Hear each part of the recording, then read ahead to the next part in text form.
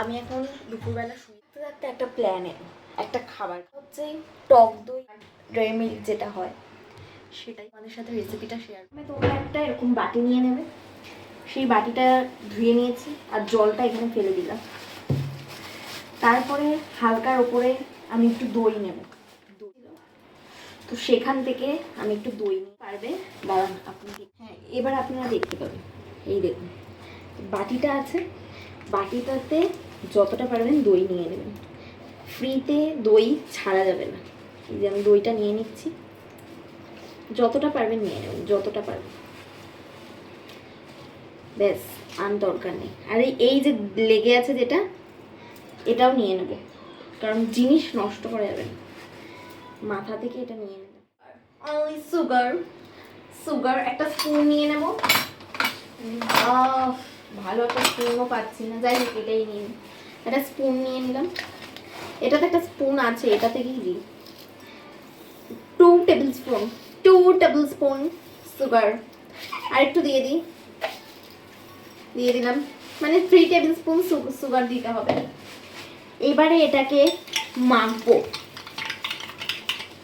দেখুন বেশি মাখা যাবে না, যাতে টক দইটা পুরো গলে না যায়, জাস্ট অল্প মেখে রাখতে হবে। এই যে আমরা মেখে নিচ্ছি। এবারে এর মধ্যে আমরা ছিল একটা চকলেট, ফ্রুট অ্যান্ড নাটটা এই জন্যই দিতে বলছি কারণ এটাতে বাদাম আছে। কেটে কেটে দেবেন, বাবাই তো কাটাই যাচ্ছে। ও থাক, এরকম ঘষে দিয়ে দিন, আমি একটু ঘষে দিতে পারবো।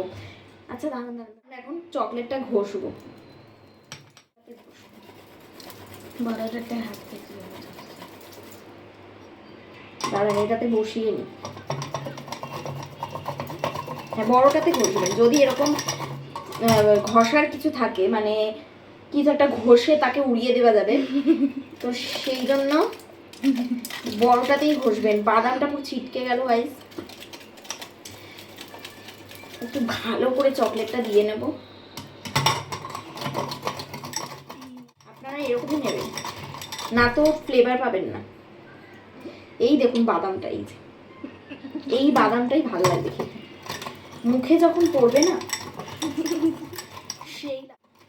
আর একটু বাকি,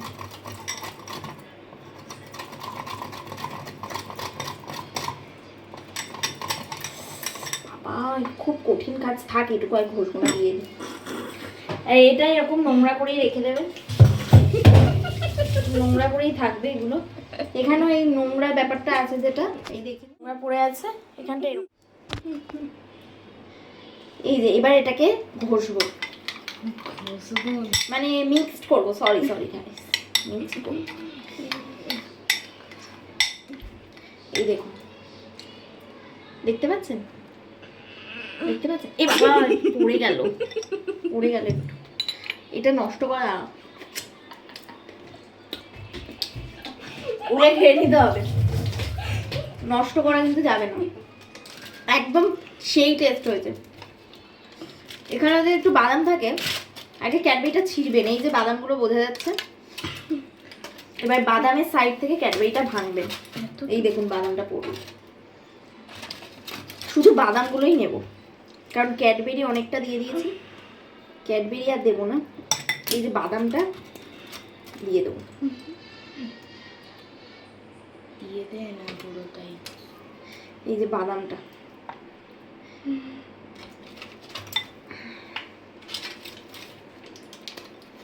ব্যাস বাকি ক্যাডবেরিটা এরকম পড়ে থাকবে, আর দরকার নেই। এখানে একটু আছে, বাকিটা এরকম পোড়া করে রেখে দেবেন। এবার এটাকে মিক্সড করবেন।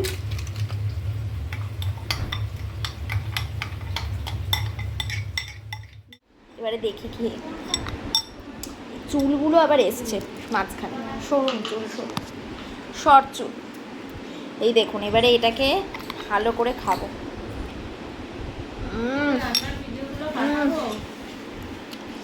মানে মাইন্ড ব্লোয়িং, অসাম। তোমরা ট্রাই করো তোমরা। বাদাম পড়েছে, বাদাম। চলো গাইস, আমি এটা একটু এনজয় করি। তোমাদের যদি রেসিপিটা ভালো লেগে থাকে তোমরা বানিয়ে খেও। টাটা।